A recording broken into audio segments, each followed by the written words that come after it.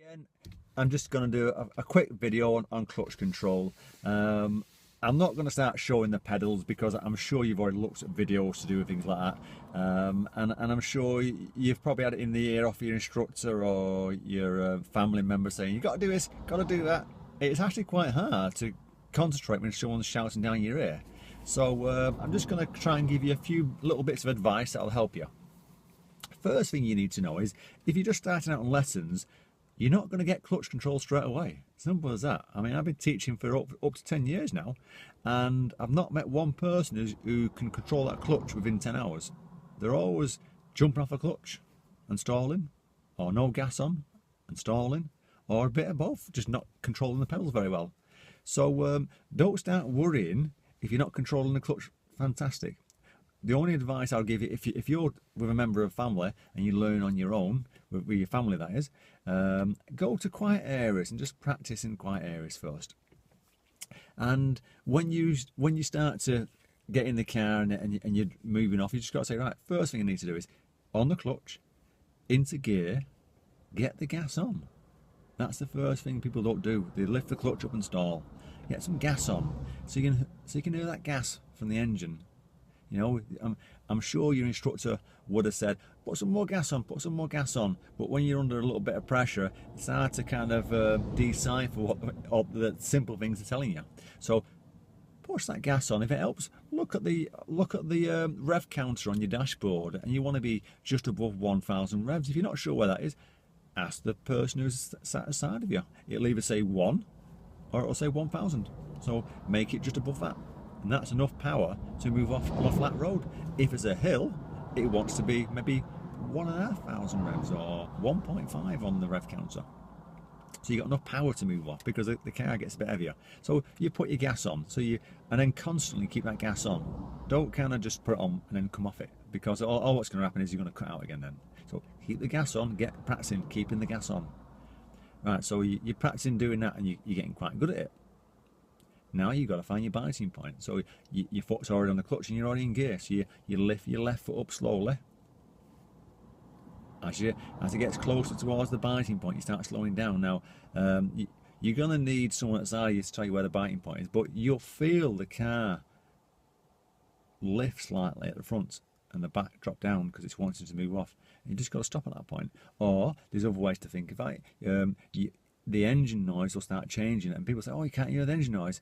The first 5 hours, it's very hard to tell the engine noise because you've got that much things going on, but after a while, you'll hear the engine noise starting to drop down, or the tone will change, or you'll feel the vibrations of the car. These are the things that you'll start to pick up on, but you're not going to pick up on them straight away. But that's what you want to do. You put your gas on, just above 1,000 revs, you lift your clutch up towards the biting point, and hold it at the biting point. You've got to practice holding it at the biting point. Because what happens then is, when you're about to pull off, you'll rush. So you look round, it's nice and clear, handbrake comes off. At that point, your feet should stay still. If they stay still, the car will either move off nicely, in which case you've got your feet right, or it's not going to move at all, in which case your clutch is a little bit too low. You just need to adjust it a little bit. And what I mean by a little bit is probably the thickness of a £1 coin, that's all. So you're talking about 3-4 millimeters. So you lift it up 3-4 millimeters and stop. Give it a chance to react to what you've done, because it's not going to suddenly shoot off at that point. But if you lift it quite a lot, it's just going to kangaroo or cut out, and I'm sure you've already done that. You'll hear the car bleep, beep, like that. It kangaroos forward and you think, God, what's happened? Oh, stalled.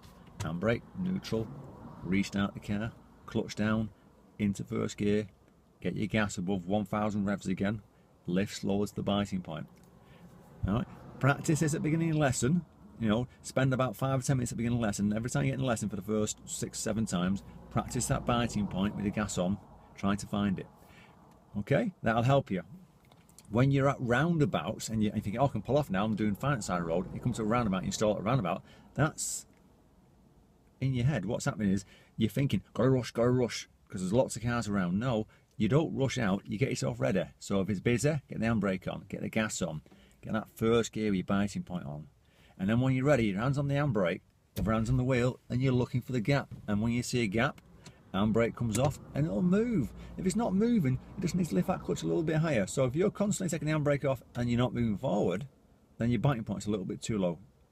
And between the top of the biting point and the bottom, it's probably that much. It's probably talking about 2 centimeters. So if you're not moving, adjust it by about a fitness of a pound coin. If it's not moving again, give it about 4 seconds, and then adjust it again by a fitness of a pound coin. So you're talking little adjustments, not big adjustments. And when the car starts to move, just hold your feet still for about 3 or 4 feet so the car starts making some momentum, then start lifting that clutch slowly. As you're lifting the clutch, increase that gas at the same time, so you're balancing it, so as the gas goes on, the clutch comes off slowly. That'll help you to pull off slowly at the same time and smoothly. Okay, I hope these little bits of advice I give you are going to help you to improve it. If it does, give it the thumbs up, and don't be afraid to kind of subscribe to my channel. I'm sure you're going to find out lots of tips and information on driving on there. Take care and safe driving.